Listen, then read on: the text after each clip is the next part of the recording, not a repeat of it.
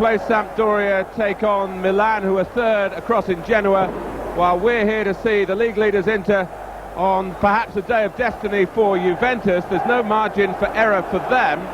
Defeat now would put them 7 points behind Inter with 10 games to go, and gaps like that just are not bridged in Italy. Juventus have to put aside the Schillaci affair, though. His refusal to be a substitute in Liège on Wednesday in the European Cup Winners' Cup quarter-final, but he has consented to be on the bench today. The side reshuffled in defence with Gallia and Lupi left out. Perini recalled in midfield, where clearly the coach, Gigi Maifredi, feels that much of the battle has to be won.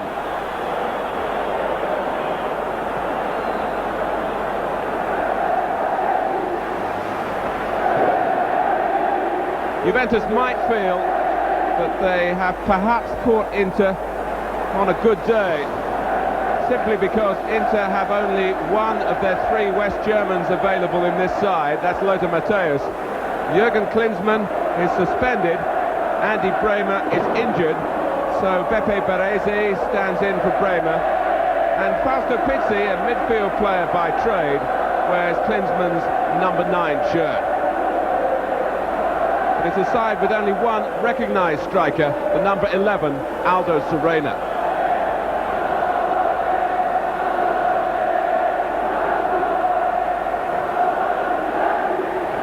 Gianni Beskin is the referee. The weather is very pleasant. The match is of paramount importance on the same day as the other two of the top four, Sampdoria and Milan, meet in Genoa. Inter attacking the goal to the right in the first half. And here's Pizzi, and Serena had run palpably offside. Good afternoon to Trevor Francis, who's perhaps spent more time than he would like as a substitute this season. And I wonder, Trevor, what you make of the Schillaci affair. Well, obviously we don't know all the background story to it, but it sounds to me like it was an act of petulance from Schillaci. You know, if you are a substitute, don't matter if you've been having a bad time, which he hasn't been scoring goals, you have to accept the consequences, buckle down to it and try and work hard to get back into the team. What he did is inexcusable. Well, the psychology of this match will be fascinating. A draw, Juventus might feel, would keep them just about in touch. As I said at the outset, they just cannot afford to lose.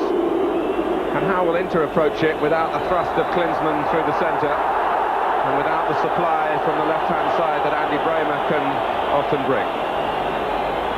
They're key areas.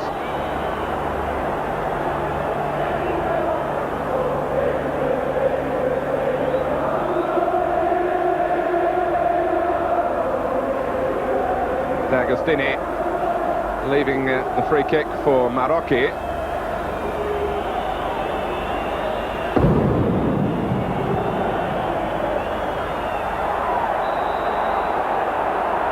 And the whistle's gone. So Casiraghi, with presumably the most forward support from Baggio, will be the attacking game plan for Juventus. Casiraghi, who's brisk and determined and very strong in the air. Riccardo Ferri, who's just back from a lengthy suspension. A push on Serena by the Brazilian Julio Cesar.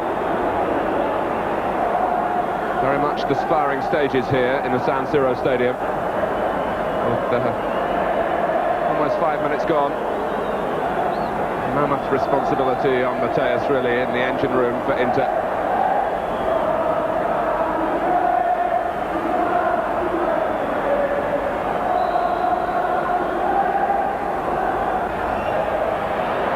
Well, it's over Berti, who was able to retrieve it.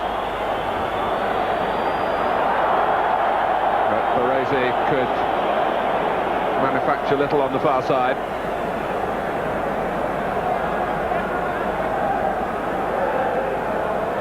Juventus in this position because they've taken only 1 point from their last 3 games and they haven't scored in any of those, losing 1-0 to Sampdoria,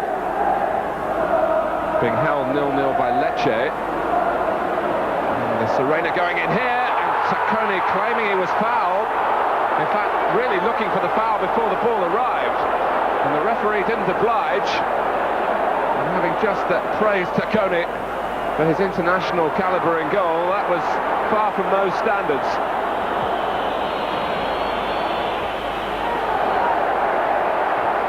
There wouldn't be too many players of Serena's class in the air in Italy, and Tacconi seemed to be terrified of Serena's presence then. Yes, he took his eye off the ball, didn't he? If he kept his eye on the ball, I'm sure there would have been no problem, but as the ball came down, he was looking at Serena. He was a bit fortunate to get away with it. Baresi has wrong-footed Battistini for a moment. Paganin. Juventus have certainly come out with a sense of purpose. Whether that will add any fluidity into their play, we wait to see. But they're battling hard, but they can't stop Baresi getting forward here. Squeezed in for Pizzi, who's strong on his left foot. Here's Serena! Well stopped by Tacconi. Serena again. Bianchi, and it stays out.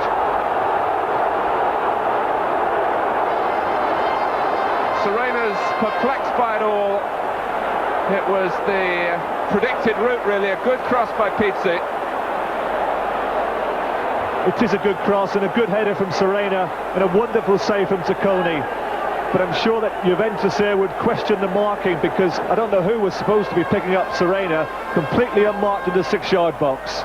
And I think we saw on the replay what Serena was protesting about, that D'Agostini on the ground handled the ball. And Inter were calling for a penalty. The referee didn't see it, or if he did, he didn't think it was intentional.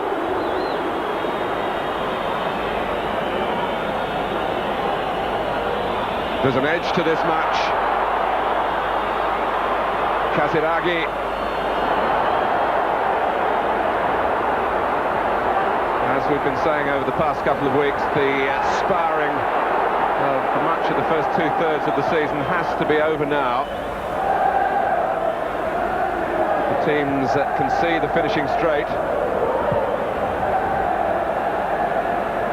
It's changed some of the mentality.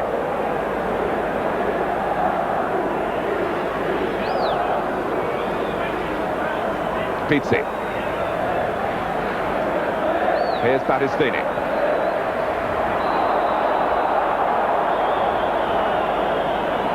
But certainly Serena got good contact in his favourite area, and Tacconi had to go a long way to his left. Couldn't get it round the post, and as the ball came back into play and Inter followed in, D'Agostini flung himself across, and an arm was raised by the Juventus defender.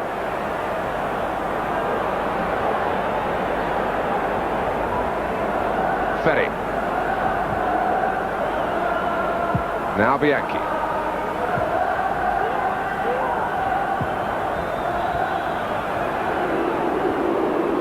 Matthaus trying to accelerate from midfield, and that's an area where, of course, Matthaus can contribute his goals, and also Nicola Berti as well.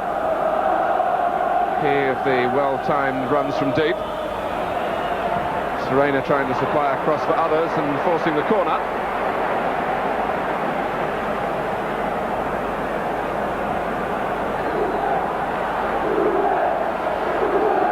Inter unbeaten at home for 15 months now, and that last home defeat, well, you'd hardly call it that, because they were playing Milan, who share the stadium here.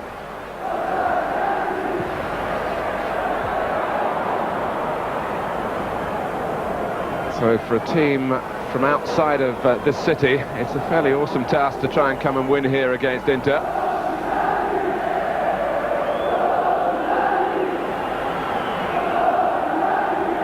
Giancarlo Marocchi was one of the Juventus goal scorers in Belgium on Wednesday, along with Baggio and Julio Cesar.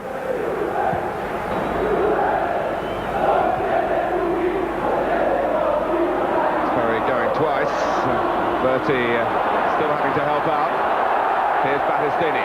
Baresi pumping forward on the left side. Pizzi wanted the ball to be played in behind the defenders, but they attack now through Bianchi. Juventus scrape it away. Hessler. Bonetti on another burst from the back.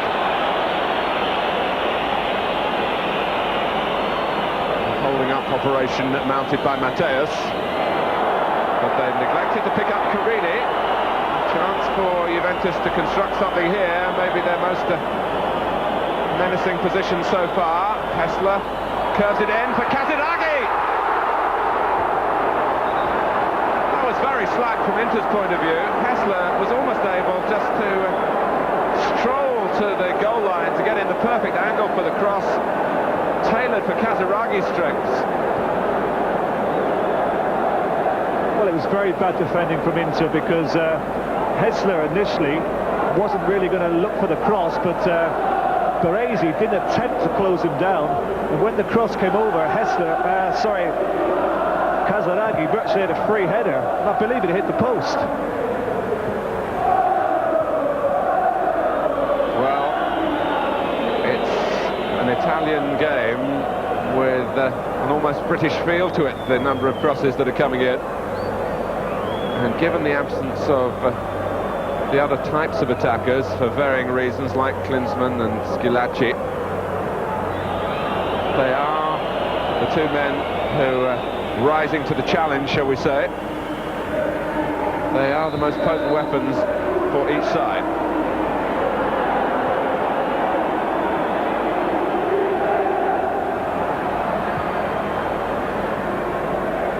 Scoring goals hasn't been a problem for Inter this season. 42 from 23 games, very healthy rate.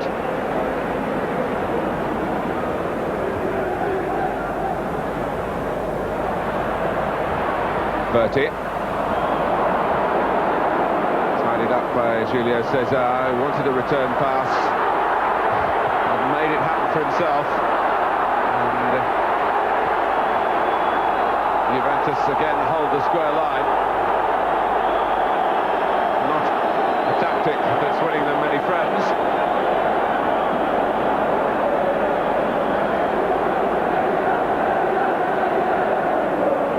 And the replay, I think, proving the linesman was absolutely right. Yes, I think Serena through the centre was offside quite clearly, and I believe it was Berti in a left wing position was also offside. Inter can have no complaints about that.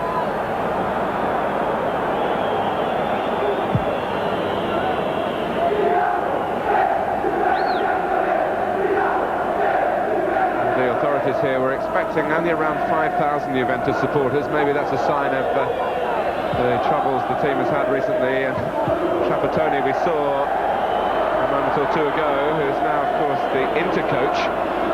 They're still trying to follow the act that he put together when he was with Juventus, when he won the championship 6 times. And subsequently, of course, has won it again once with Inter. The master strategist Marocchi. Carini. Napoli's well forward as well. Baggio holding on the edge of the area. And Hessler forces the corner. We're halfway through the first half. The first half in which Juventus mostly have had to defend. Oh, Napoli! And that hit the post again! Then hit the goalkeeper and stayed out. So twice with a lesser share of possession, Juventus could have snatched the lead.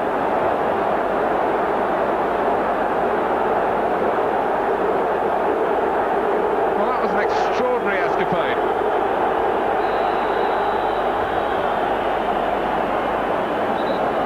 Well, when the goals won't go in for you, and they haven't been going in for Juventus in the league, that is terrible frustration for them. And it was Niccolò Napoli who found himself in the middle there. So another ball in the air that Inter didn't deal with at all in their defending.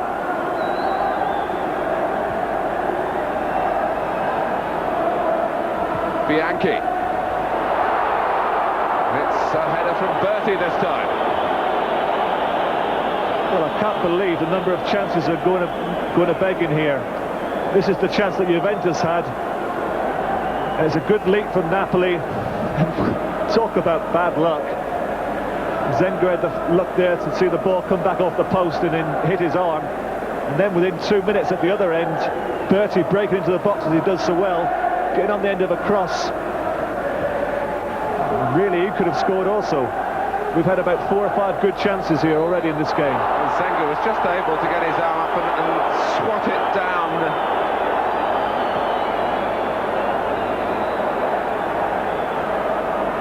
There is something of an air of disbelief at the moment. And Juventus, who need the breaks, well, they're having them in one sense. They've had some good fortune in their own penalty area. But twice, that one post has been struck. Once on the outside by Casiraghi and on the inside by Napoli.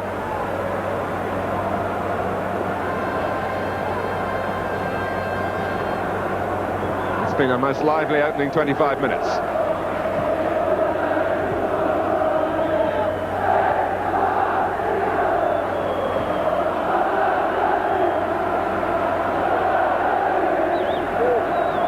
Ferri.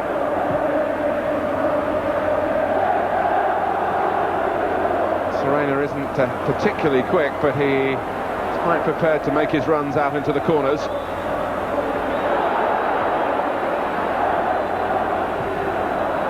Kept in by D'Agostini in the sense that he prevented a corner. And here's Paganin, shaping for the throw. Gigi Maifredi, wondering what's going on. That's Battistini meeting it.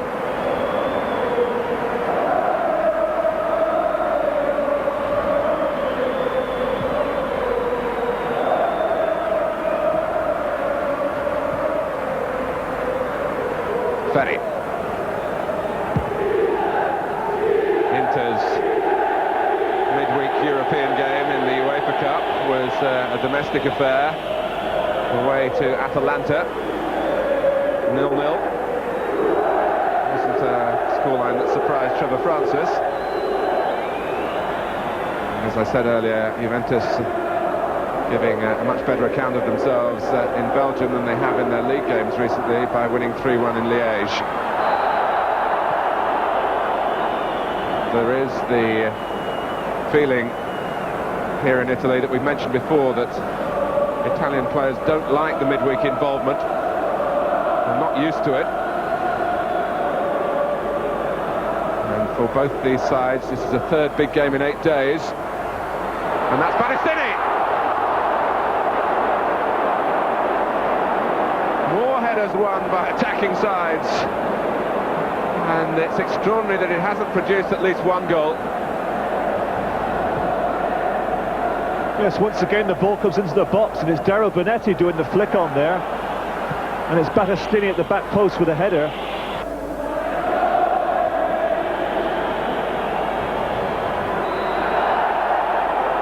Fortunato, who has been booked in this game already, concedes the latest free kick. It's a tough, tenacious affair, this, with two teams relying a lot on strength and, as we've been stressing, an aerial route to goal, and so much concern with Juventus that Giulio Cesar and Bonetti going for the same ball there. Claims by Casiraghi that Paganin handled on the ground. Here's Serena. They seem to be quite happy to get that free kick. D'Agostini saying that the whistle should have gone at the other end for a free kick to Juventus.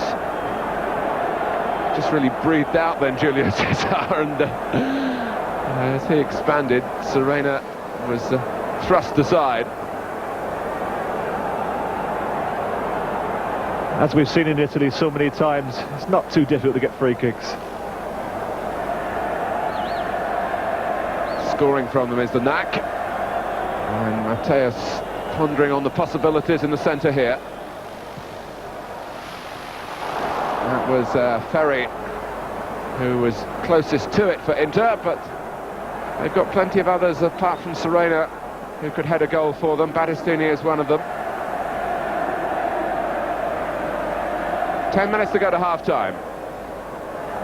Inter looking for a goal which could end the Juventus season, really, as championship challengers. And it's Paganin who came on to that and clearly enjoyed it. It was a rasping effort. Certainly did enjoy it, and without looking at the record books, I would imagine he scored too many for Inter, if at all.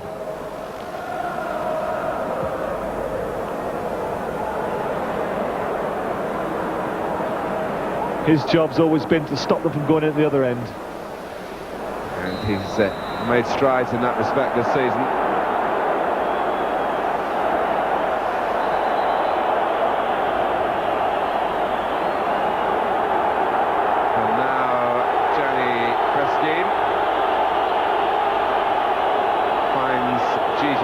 And his cohorts on the bench talking out of turn.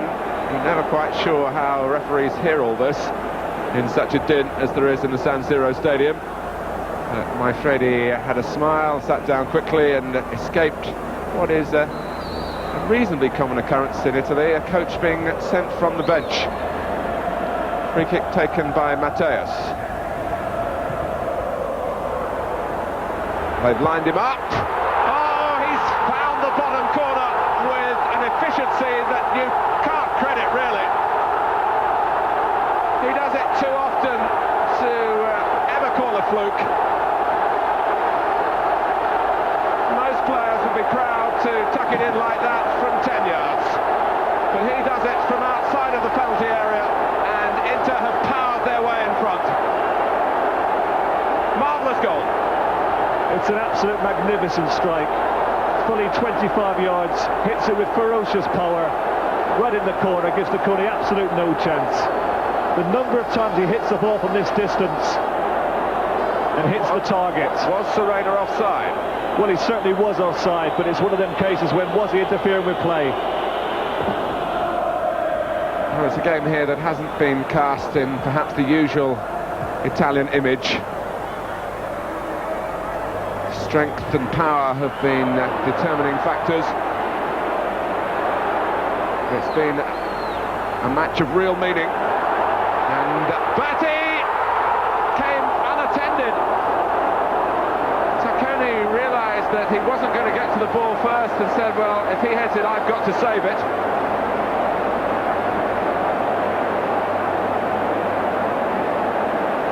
I wish I'd kept count of the number of headers at goal here, more perhaps than you'd see maybe in a dozen Italian games. Well, there are so many good things about this. A wonderful 40-yard pass from Pizzi, showing great vision.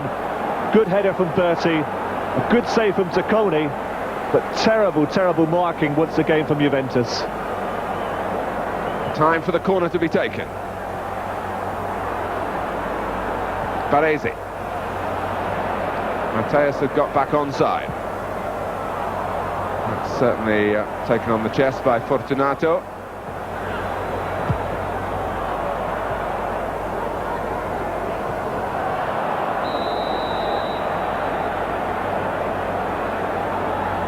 Well, perhaps I'm being a little bit unfair on the Juventus defence, but it appears at times as if they're playing with one man less, because the marking is absolutely atrocious. There are so many gaps. And to allow Berti to run through like that, completely unmarked, is just unacceptable.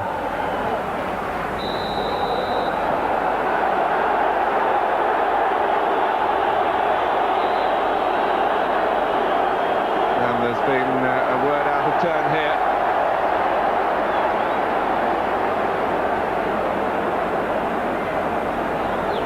Gianni Beskin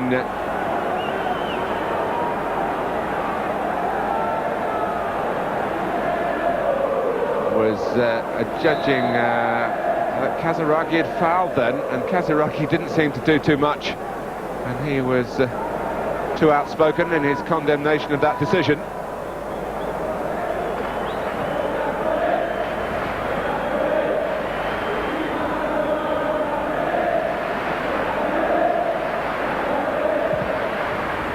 Well, it's been a first half in which both teams have had chances to head for victory, shall we say. But the goal provided by not just the shot of this match, but the shot of many a match.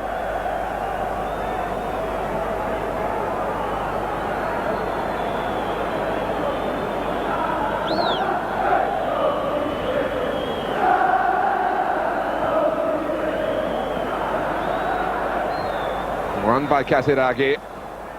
It's half-time on a day when Juventus just cannot afford to lose if they're going to stay even on the outskirts of the championship race. Nobody knows that more than Gigi Maifredi. They're a goal down at half-time with Lothar Matthäus stamping his trademark firmly on the first half with a shot of wonderful power and perfect accuracy. Before that, Juventus had rapped the post twice through Casiraghi and Napoli, but Inter too had been, in fact, much more dangerous really with the ball they were getting into the Juventus penalty area with great regularity. They deserve to be in front. They lead Juventus by a goal to nil.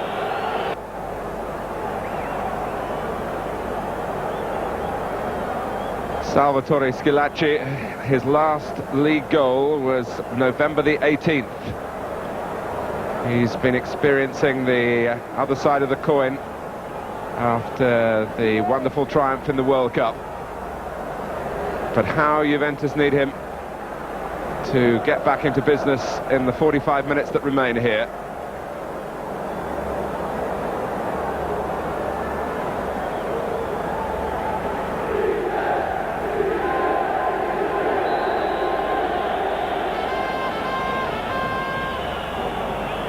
So their season really is in their own hands.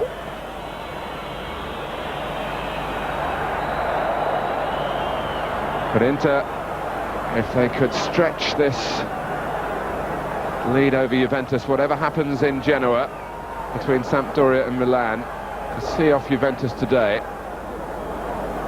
just is one less problem. The problem at the moment is for Alessandro Bianchi. And Trevor, we were talking at half-time, maybe you could pass on your praise again of the conditions and the relevance of the improvement of the pitch here.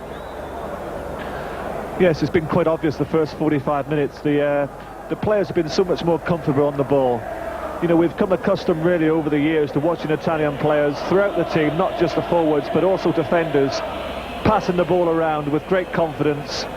But unfortunately this season, not just Inter Milan, but also AC Milan, they've really struggled on this pitch. But today you can see that the first 45 minutes, it's been a marvellous advert for football. And it's no coincidence the pitch is in such good condition now that it's certainly helped both teams. We've also got to say that Juventus have played their part, let's not forget that. Yes, Milan have been able to get their wins here, as Inter have, of course. But the performances haven't been over-satisfying for the players and for the spectators, or indeed the television viewers. But it really is set up for the closing stages of the season now.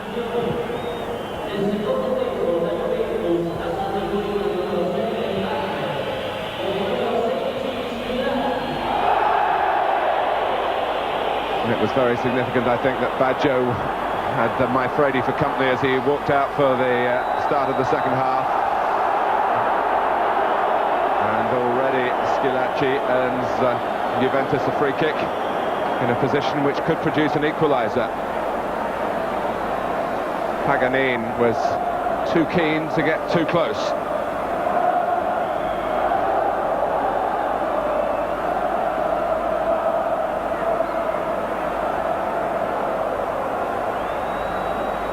Baggio to take the free kick.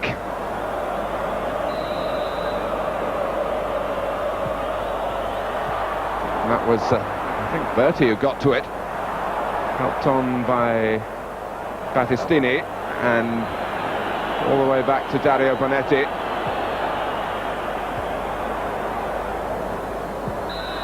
Pushed by Carini.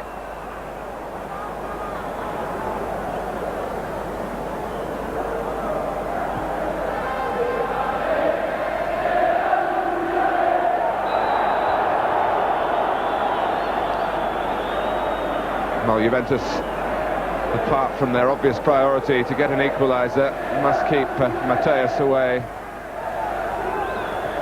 from arm's length, out of harm's way, and that's a long way away from the goal, as we've seen.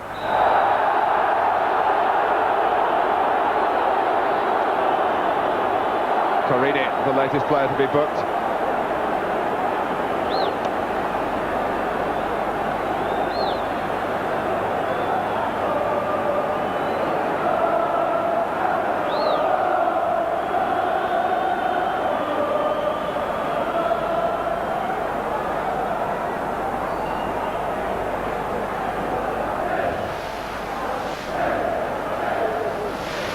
Opportunity just to point out to you that Schillaci is on for Thomas Hessler.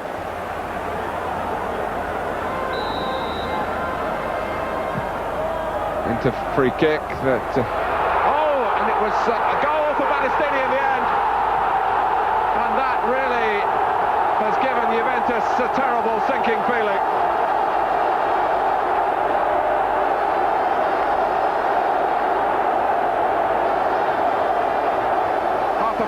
Of the second half, Pizzi took the free kick and it was pushed onto the post by Tacconi, and an open goal for Battistini. Well, as the cross comes over, you see it drops, I think it is to Berti at the back post, so it's a great shot with his left foot, and that's when you know you're out of luck for Juventus, because that ball could have gone anywhere. It's come straight back to Battistini, and from 6 yards, put into an empty net, presents no problem at all to him. Here's Napoli. Carini. Napoli again. Wants the ball back to be involved another time as well. And Inter have conceded a corner. Everything that Juventus have tried to achieve this season is being called into question here. Domestically, it was undoubtedly the league that they were going for, the big prize, whatever tournament they were involved in this season. Well, with that roar just going up there, it suggests to me that perhaps that Sampdoria have taken the lead against AC Milan. We hope to confirm that a little later. Header away by the scorer of the second goal, Battistini. Casiraghi, and the ball stayed in play. Fortunato. Oh, and the goalkeeper reached it. There was help on the line, but in the end wasn't called upon. Marocchi. It's been a terrific response by Juventus to conceding the second goal.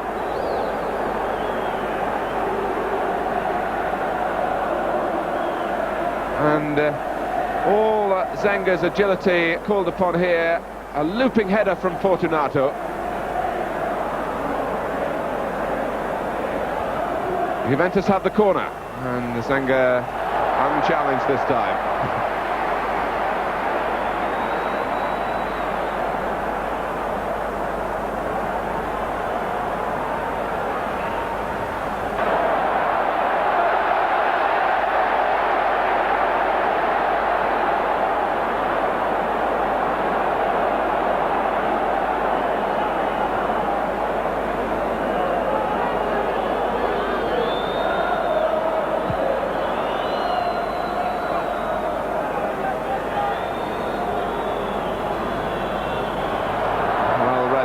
Berti,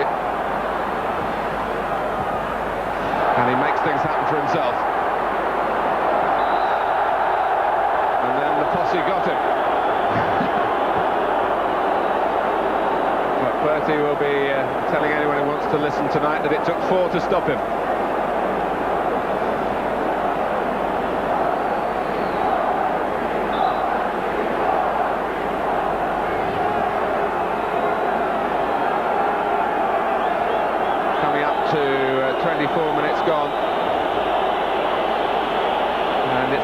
throw of the dice here for Gigi Maifrede.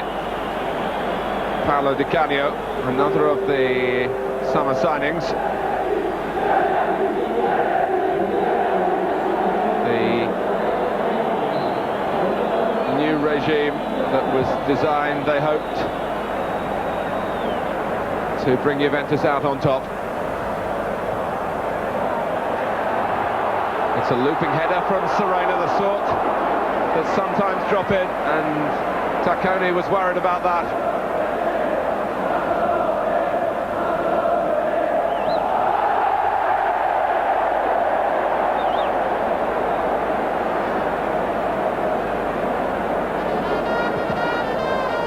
And the crowd here as well informed, or almost, as to what's happening in Genoa, as they are as to what they're watching out on the pitch. And they've just learnt that Sampdoria have stretched their lead over Milan to 2 goals. It's the double act for Sampdoria. Vialli the first, Mancini the second.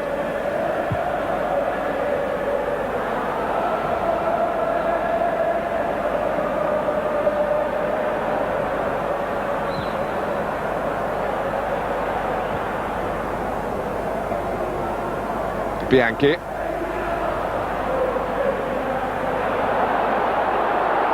Battistini and Serena caught offside.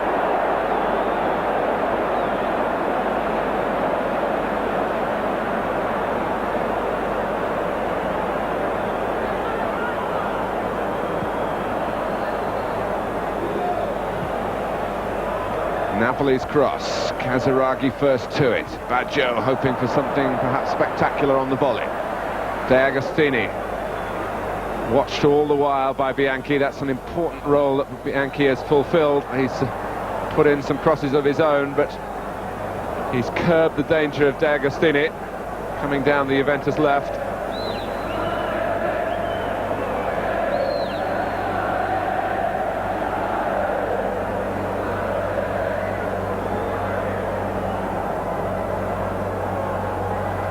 Agostini lifts in the free kick, and actually the whistle had gone before the ball arrived.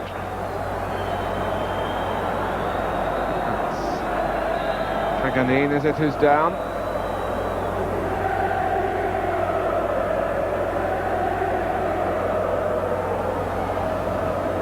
I can't help but think that how misleading the actual team lineups can be.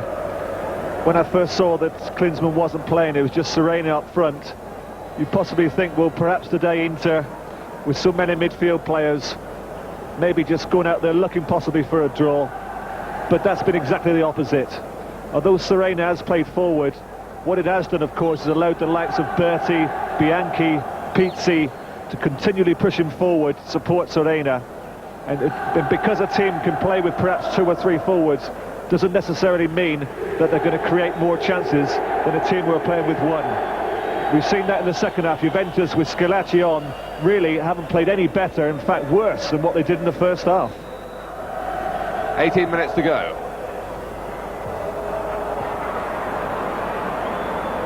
Baggio. And Bergomi wanted Zenga to come perhaps a little bit quicker though. The goals from Matthaus with a characteristically marvellous low drive from outside of the penalty area in the 37th minute, and really the hammer blow at Juventus struck by Sergio Battistini, following up when the ball was pushed onto a post from Berti's terrific first-time shot, as Schillaci, as we've seen before, trying to con the referee.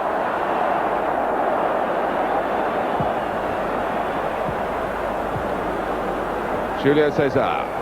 Bit of space here for Marocchi. Matthaus tackling from behind, but managing to stretch a leg to get to the ball. Just a word on the second goal from Inter Milan. Perhaps we didn't give enough credit to Berti, because I think that if that shot had have gone in and not hit the post, we'd be talking about an absolutely magnificent strike from Berti. Okay, the Matthaus goal was a wonderful shot from distance, but really what Berti did, hitting a ball with his left foot, which is not his strongest foot, on the volley, at a different angle. His body shape was magnificent. It was a great strike, and unfortunately for him, it just hit the post.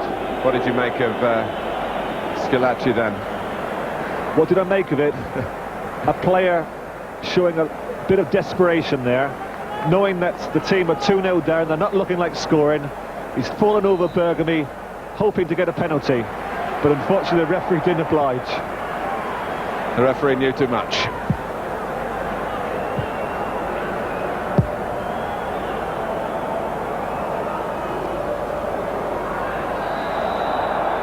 Well, with the two sides joint top or separated by the merest of goal difference at the outset of play today, both leading in crucial games. Are we starting to talk maybe about a two-horse race? Of course, Milan still have to play Inter here in the second derby of the season. So I don't think, although if the scores stay this way, Milan will be 3 points behind. I don't think one can totally write them off yet. It hasn't been a good week for AC Milan, has it? After the disappointment of just drawing at home to Marseille during the week, and now trailing 2-0 at Genoa against Sampdoria. It's been a big disappointment for Arrigo Sacchi, I'm sure. They look to me like a side that's had just a little too much football, too many high-pressure games, although, as we've stressed so often on this programme, they do have a great variety in the selection. Baggio for Di Canio. Casiraghi hovering on the right when they might well need him in the middle. And that was D'Agostini at the second attempt, and a little cameo there of the Juventus frustration. He doesn't believe it. Two terrific efforts from Luigi D'Agostini, who covered so much ground to arrive unmarked in the penalty area there. Di Canio takes the corner.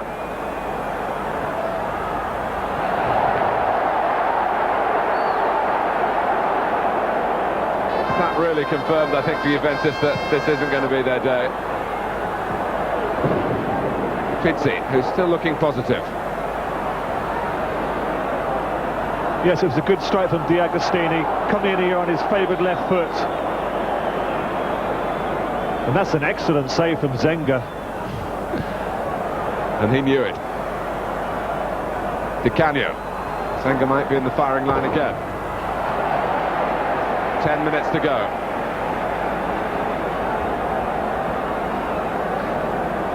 There's been no slackening of the pace of this game. There's been no tactical slowing down of the tempo.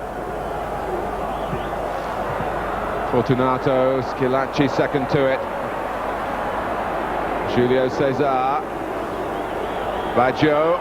D'Agostini again, beaten out by Zenga. It's becoming a personal duel, this. And the goalkeeper's winning it.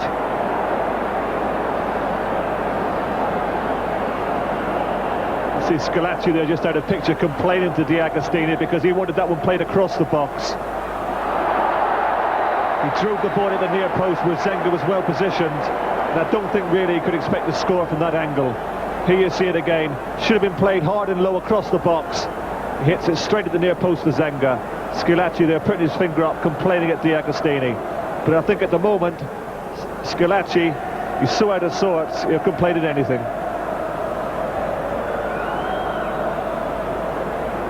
And suddenly, D'Agostini has become the greatest danger to this Inter 2-0 lead.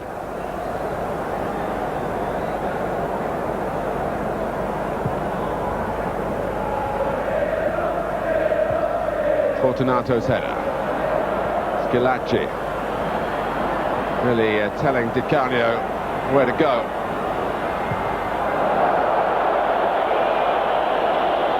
Well, they have been able to put on some pressure, but they just don't seem to have the total belief in their capabilities. And also, of course, they have found Zenga a barrier impossible to pass.